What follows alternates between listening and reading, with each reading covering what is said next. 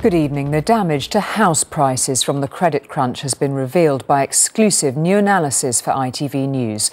Since 2007, 130,000 homeowners in England and Wales ended up selling their houses at a loss. That's 40% of all sales.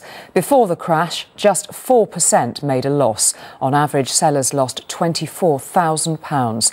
Our business editor, Laura Koonsberg, has more details. Save up for a home, end up worse off. The very opposite of what's meant to happen. For thousands, placing their financial faith in bricks and mortar has instead cost them dear.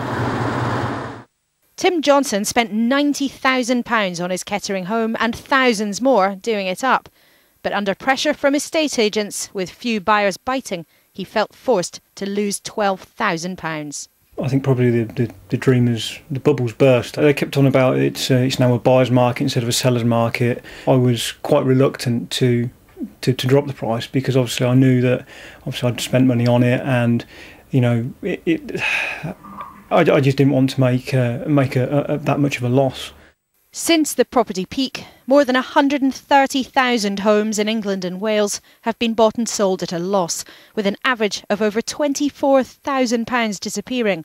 Across the country, £3 billion of families' investments gone. The huge change in reality is really not well understood. It's a staggering change in terms of the difference, and it's really affecting the view of whether or not housing and an individual house is a safe thing to put your money in anymore. Before the crash, a tiny 4% of homes sold at a loss, but now that's increased tenfold to more than 40%. The East Midlands, Yorkshire and the North have been hardest hit, with nearly half of homes losing value. The figures aren't much better elsewhere, only in London significantly different. For the majority of us, putting hard-earned cash into our home is the most significant investment we'll ever make. And for too many in the last few years, that's gone badly wrong. In this area, half of families who've sold up have sold at a loss. Properties down by more than 10%, an average of £20,000. And in the good years, many just borrowed too much, but now are left with little.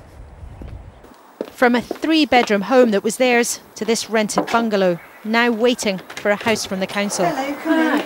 So this was your house then? Yes. The Halls bought at the peak but couldn't keep up with the payments and lost their family home. It's been quite traumatic, really. You wouldn't wish it on anybody because it's your world turned upside down. I don't want people to feel sorry for us. Do you know what I mean? Because I know this has happened to us. We've got to be adult about it all as well. I want to try and think that decisions we make in future are good decisions, solid decisions. Home isn't just where the heart is, but where families' security lies. And since the crash, for too many of us, that is in short supply. So, Laura, it's clear from these statistics that the scale of what's happened is huge. Now, is it temporary or is this a fundamental and perhaps more permanent shift, do you think? Well, 6 years is a very long time for a blip. Now, if you have a home in London or the South East, then you might get back to that pattern, that traditional pattern, quite quickly. But I think not just because of the crash, but also because it's so hard for first-time buyers to get money to buy a house. These factors are combining, I think, to lead us to start to question for the first time if we will be able to get back to that model where you put away your money, you buy your house when you're sort of young, and in the end you can pass that on to the rest of your family. I think we are starting to see that that model is really under attack. Now, low interest rates have made houses more affordable for some, or just paying the regular mortgage payments. But the Bank of England is considering perhaps even lower figures. Yes, negative interest rates, which many people have probably never even heard of before, suggested today by the Deputy Governor of the Bank of England, Paul Tucker. Now, his idea, and it is just an idea, is that you could make it so unattractive for the banks to hold on to their cash, if they actually had to pay for the privilege with that negative interest rate, that they would, at last, essentially be forced to start lending money because it would cost them to keep it and they would therefore be more willing to lend it out. The Bank of England has not worked out a way to do this, and it would be complicated if you were to find a method without really hammering people who are trying to save money and punish them even more than they are already being at the moment with record rates we've had for more than 3 years.